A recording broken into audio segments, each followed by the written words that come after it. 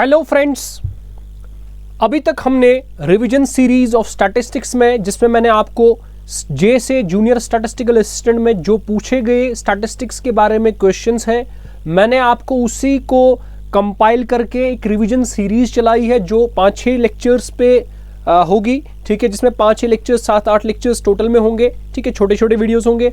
तो हमने अभी तक 2 पार्ट्स कंप्लीट किए हैं। अगर आप चैनल पे नए हैं, आपने वो पार्ट्स नहीं देखे, पहले आप उन पार्ट्स को देखिए, उसके बाद ही आपको अच्छे से इसको समझ आने शुरू हो जाएंगे ये बाकी वीडियोस। ठीक है, तो और अगर आप वीडियो को पहली बार देख रहे हैं, आप चैनल को सब्सक्राइब करना ना भूलिए और इसको बेल आइकन को भी क्लिक कीजिए ताकि जो मैं इसके बाद वीडियोस अपलोड करूं उनकी नोटिफिकेशन आप तक पहुंचे।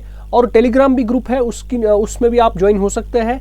तो वो आपकी वहाँ आपको मूमिन सर्च अकेडमी आपको सर्च करना पड़ेगा, तो वहाँ पे आपको आ जाएगा वो। ठीक है, तो आज हम स्टार्ट करते हैं अपना तीसरा पार्ट, जो जूनियर स्टैटिस्टिकल असिस्टेंट के क्वेश्चन से हमने रिवीजन सीरीज एक स्टार्ट की है, टारगेट 10 सीरीज। ठीक है, अगर आपको 10 स्कोर करना है स्टैटिस्टिक्स में तो आपको ये सीरीज देखकर जाना है एग्जाम देने। ठीक है, उसके बाद आपको क्वेश्चंस ऐसे घास जैसे लगेंगे आपको, जैसे घास होता है ना, बिल्कुल वैसा ही लगेगा आपको। तो चलिए हम स्टार्ट करते हैं आज का सेशन क्वेश्चन नंबर 41 से।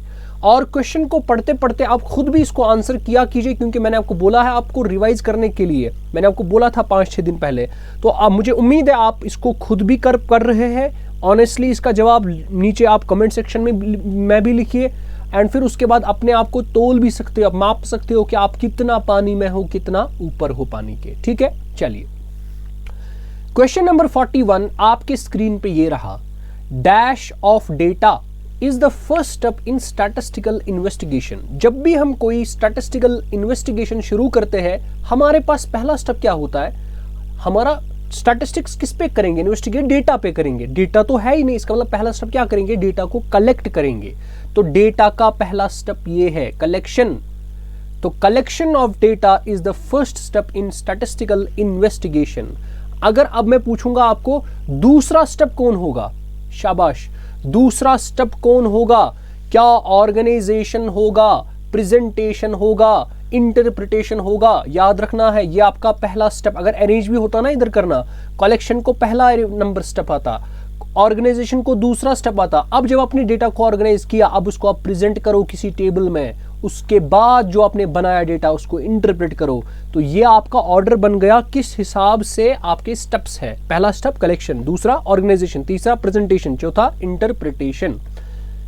नेक्स्ट क्वेश्चन क्वेश्चन नंबर 42 आपके स्क्रीन पे ये रहा। बताता है डैश इज और दोज इन विच एन, और ये सारे क्वेश्चन जो है ना, एक भी क्वेश्चन को मैंने खुद से नहीं किया है कुछ, सारे के सारे क्वेश्चंस जो है जैसे में जो पूछे गए क्वेश्चंस हैं, मैंने वो सारी, जो आप ही ने कुछ स्टूडेंट्स ने वो भेजी थी, वो फाइल 600-700 पेज वाली जो फाइल थी, मैंने वो सारे को एनालाइज करके जो क्वेश्चंस 150 बनाए हैं वो सारा देख के बनाया है। तो ऐसा नहीं है कि ऐसे लाए क्वेश्चंस, ये बिल्कुल जैसे से मैंने क्वेश्चंस लाए हैं जो पूछे गए हैं। तो जाहिर सी बात है जैसे में जो पूछे गए क्वेश्चंस है ना, वहां से आपको आइडिया मिल सकता है कि हमें क्या पूछेगा एग्जामिनर। बिल्कुल यही होगा, आपको भी सेम होगा। ठीक है, मुझे तो लग रहा है यही होगा, पेपर में ऐसा ही होगा, जो आपने पढ़ा है ना बस उसी के। और जब आप ये क्वेश्चंस देखते हो ना, इससे आपको कॉन्फिडेंस भी बिल्ड होता है कि हाँ, जो हमने पढ़ा है ना, चले उससे क्वेश्चंस तो सॉल्व हो जाएंगे। Dash are those in which an interviewer दो obtains information for respondents in face to face meeting. यानी इनमें से कौन सा ऐसा मेथड है जहां पर इंटरव्यूअर इंफॉर्मेशन लेता है रेस्पोंडेंट से फेस टू फेस में? क्वेश्चनरी में नहीं, क्वेश्चनरी तो हम किसी को क्वेश्चन, मिसाल क्वेश्चनरी देते हैं जिसमें क्वेश्चंस होते हैं, वो लिखता है घर में, फिर वो भेजता है, कहाँ लेता है? नहीं। मेल मैंने किसी को भेजा, वो घर में फिर वापस सेंड करेगा? नहीं। टेलीफोन कॉल्स नहीं, फेस टू फेस नहीं होता है। पर्सनल इंटरव्यू, हाँ पर्सनल इंटरव्यू आएगा। ऑप्शन नंबर डी आपका सही है। इसके बाद आपके पास नेक्स्ट है आपका क्वेश्चन नंबर 43।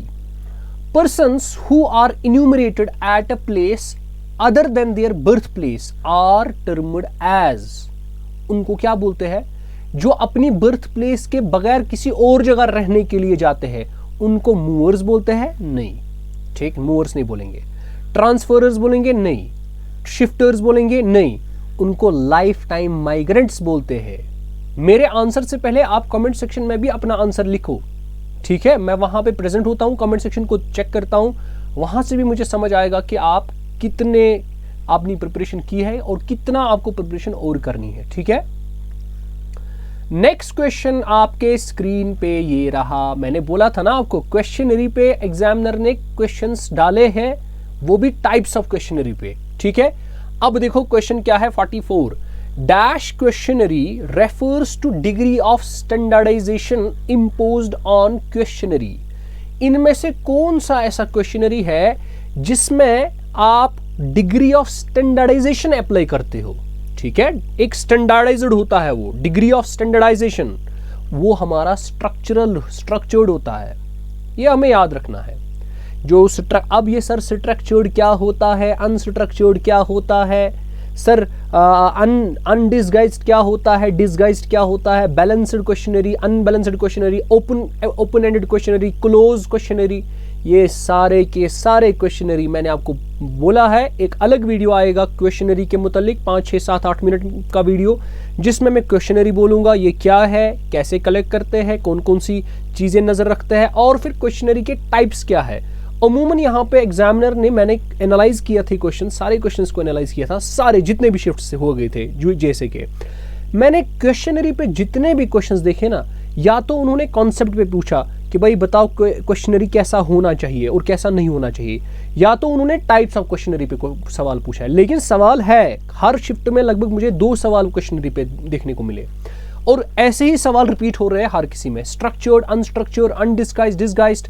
पिछले लेक्चर में भी मैंने डिस्गाइज्ड और अनडिस्गाइज्ड के बारे में बताया था। ठीक है, तो आज हमारे पास स्ट्रक्चर्ड क्वेश्चनरी, हमारे पास ऐसा क्वेश्चनरी होता है जिसमें हम स्टैंडर्डाइजेशन अप्लाई करते हैं। ठीक है, उसके बाद हमारे पास question number 45, if a particular question needs clarification. आपने कोई क्वेश्चनरी में बनाया, देखो क्वेश्चनरी पे ही क्वेश्चन है, नीड्स उसको और क्लैरिफिकेशन की जरूरत है, then it should be marked और लेटर्ड। तो इसके लिए जो आप लिखोगे, and explanation should be provided in, एक तो ये मार्क करना है आपको, फिर उसकी एक्सप्लेनेशन कहां पर प्रोवाइड करोगे, सब्जेक्ट में, सब्जेक्ट तो ऊपर होता है नहीं, हेड नोट तो ऊपर होता है नहीं, ऊपर ही कहां लिखोगे, जब वो पहले ऊपर से पढ़ेगा तभी तो उसको पता चलेगा ना कि हाँ। अब फुटनोट्स या कवरिंग लेटर नहीं, कवरिंग लेटर में तो आप खाली क्वेश्चनरी को रखते हो, आपको इसको फुटनोट में रखना है। तो 45 का ऑप्शन नंबर सी करेक्ट होगा, याद रखना है। ठीक है, चलिए इसके बाद हमारे पास next question, in dash data are arranged on the base of their ranks और क्वालिटी। ये मैंने आपको बताया है, पढ़ाया है। मेजरमेंट स्केल्स में देखो कितने क्वेश्चंस पूछे गए हैं, अभी तक बहुत सारे क्वेश्चंस हैं जो हमने मेजरमेंट स्केल्स पे देखे। इसका आंसर तो आप मुझे कमेंट सेक्शन में जरूर बताओ, बिकॉज पार्ट 1 में भी इसके क्वेश्चंस आ गए, पार्ट 2 में भी। पार्ट 1 में तो मैंने तो सारे स्केल्स आपको, ये सारे नॉमिनल, ऑर्डिनल, रेशियो, इंटरवल सारे समझाए थे, इसलिए आप इसका जवाब मुझे कमेंट सेक्शन में नीचे बताओ। कमेंट सेक्शन वेट कर रहा है, मैं भी वहीं पे होता हूं, आपके क्वेश्चंस का आंसर देखता हूं। क्वेश्चन नंबर 47, इस क्वेश्चन को हमने एक्चुअली, ये एक एक्सटेंशन है पिछले जो पार्ट 2 का है, उसी में एक क्वेश्चन था, उसी का थोड़ा एक्सटेंशन बनाया गया, यानी उसी को थोड़ा क्वेश्चन को तोड़ मरोड़ के वैसा ही बनाया है। तो इसका मतलब दोनों शिफ्ट्स में क्वेश्चंस एक जैसे पूछे गए हैं। Dash measures the extent to which mothers produce female infant who survive to replace them. मैंने आपको पिछली बार बोला था कि हमारे पास होता है एक ग्रॉस रिप्रोडक्टिव रेट, एक होता है net reproductive rate. Gross reproductive rate में हम सारी वुमेन्स को जो चाइल्ड मतलब रिप्रोडक्टिव एज की होती है उनको हम लेते हैं, कंसिडर करते हैं, लेकिन इसमें मॉर्टेलिटी रेट्स कंसिडर नहीं होती है। बट नेट रिप्रोडक्टिव रेट्स में हम मॉर्टेलिटी रेट्स को भी इंक्लूड करते हैं। हम इसमें यह भी देखते हैं कि भाई जो हमारे पास, चलिए इन्होंने रिप्रोडक्शन दिखाई, इनकी जो ये रिप्रोडक्टिव जिनकी एज है, ठीक है, मदर्स, तो फिर उन बच्चों में कितने सर्वाइव भी हो गए। ठीक, तो ये किस में हम पढ़ते थे, नेट रिप्रोडक्टिव रेट में। इसीलिए यहां पे बोलता है dash measures the extent to which mothers produce female infant who survive to replace them.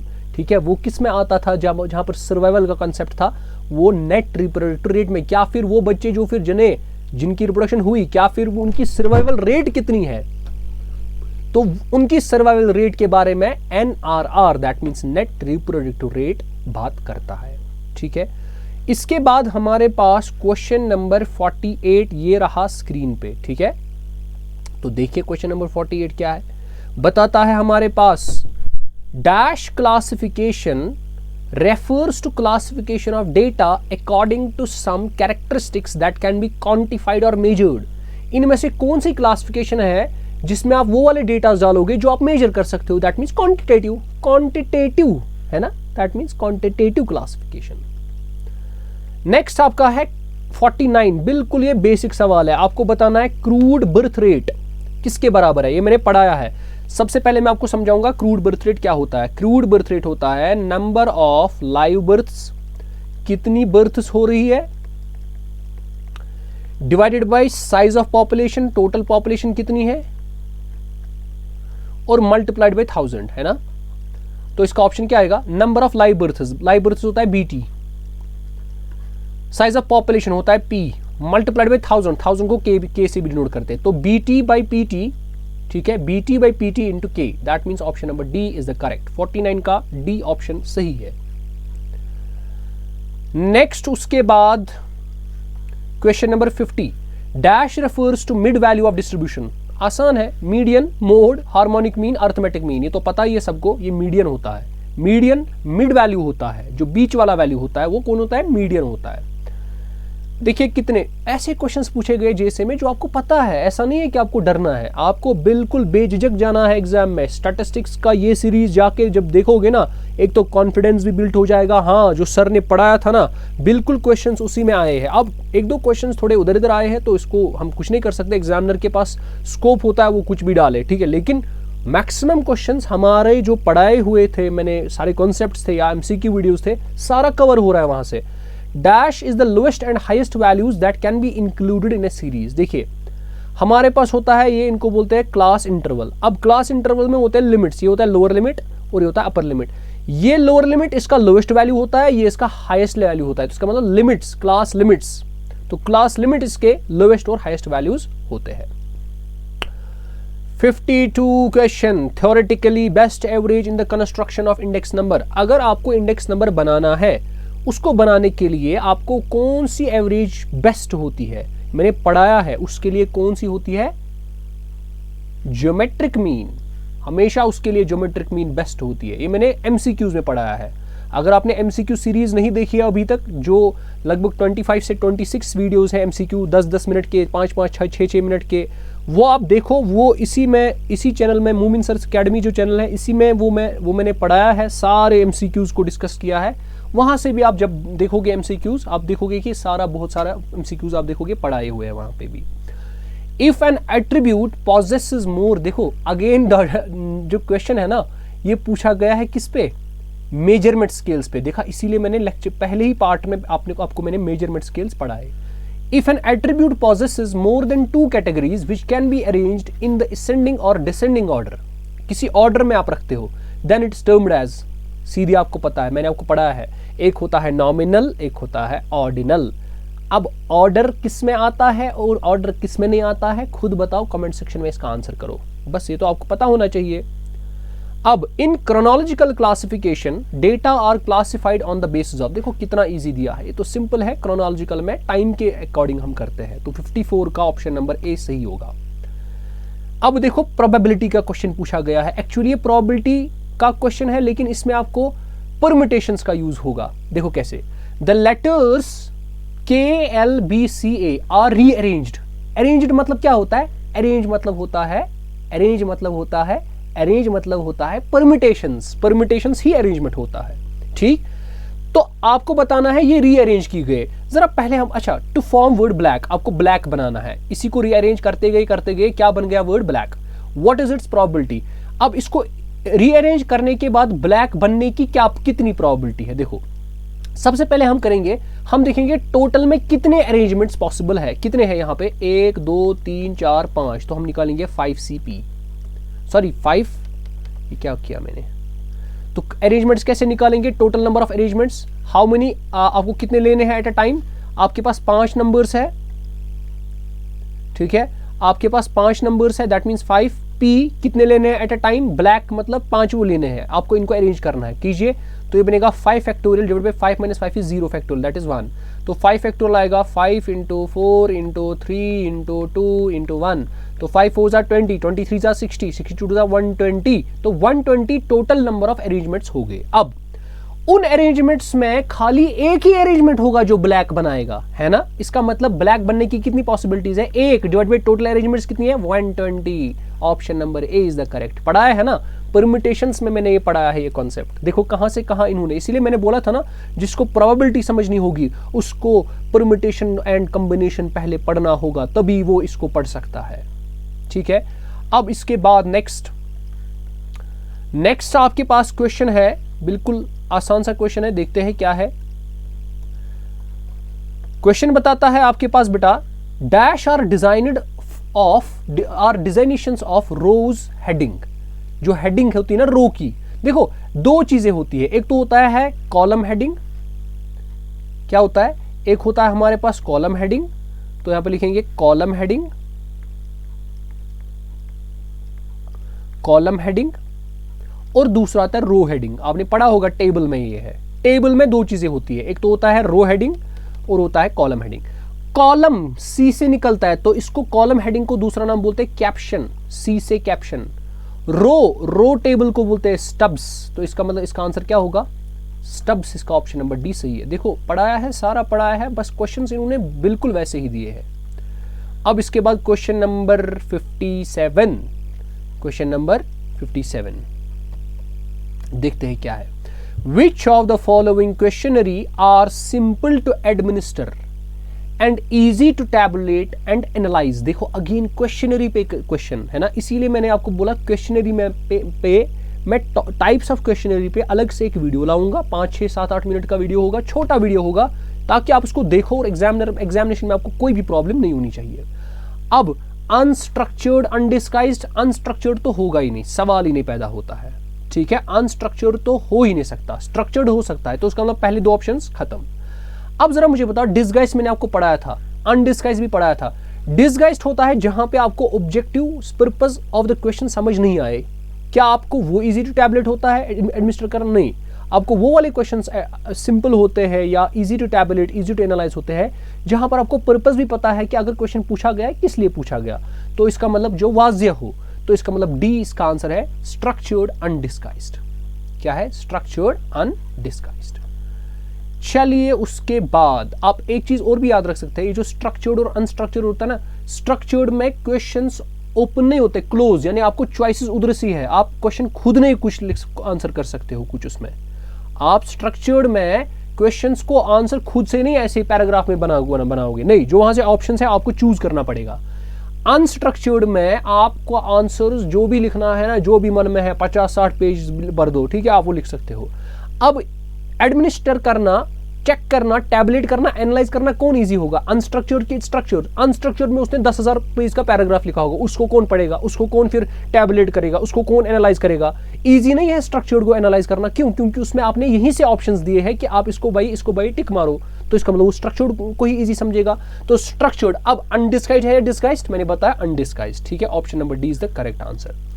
अब 58, to measure strength of relation between two attributes. आपको बताना है एक एट्रीब्यूट है, लेट अस सपोज मान लेते हैं आपके पास बेटा एक एट्रीब्यूट है ए, एक एट्रीब्यूट है बी।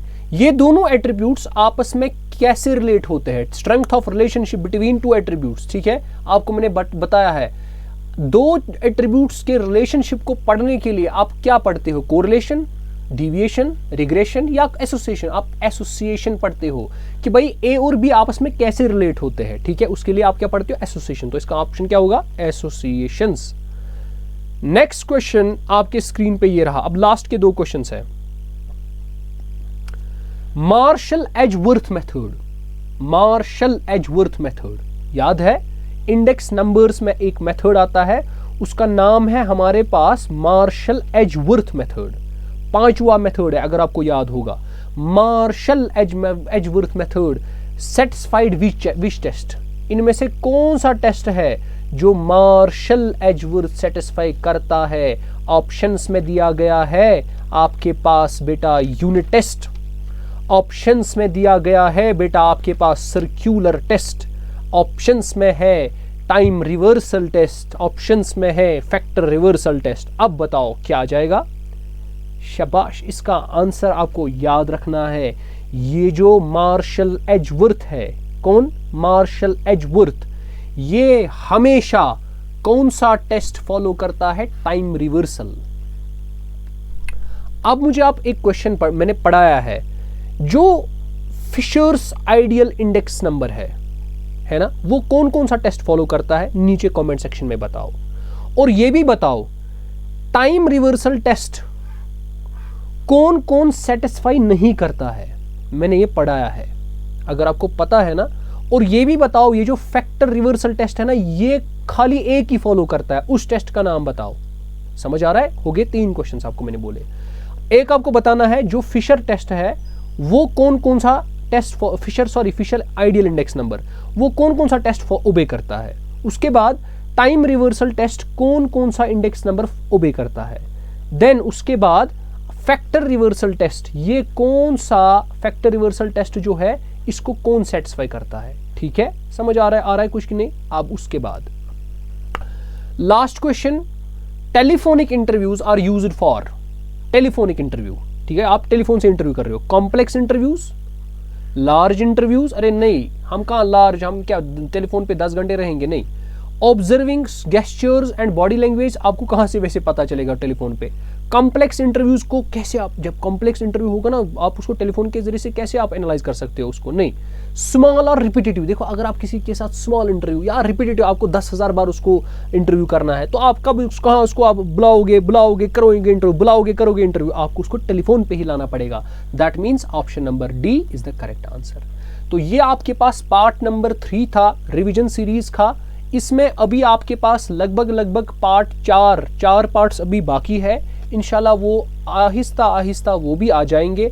आप बस जुड़े रहे हमारे साथ, चैनल को सब्सक्राइब कर दीजिए, और अगर वीडियो पसंद आ रही है इसको शेयर करना ना भूले, लाइक करना ना भूले।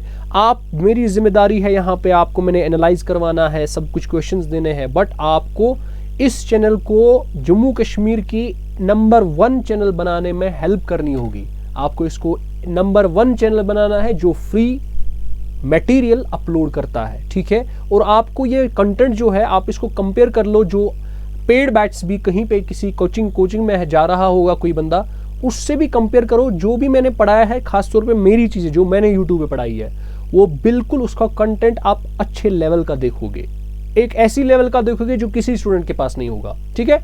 तो वीडियो को लाइक करना आपको बनता है और शेयर करना भी बनता है। इंशाल्लाह अब हम नेक्स्ट वीडियो में मिलेंगे, तब तक के लिए खुदा हाफिज।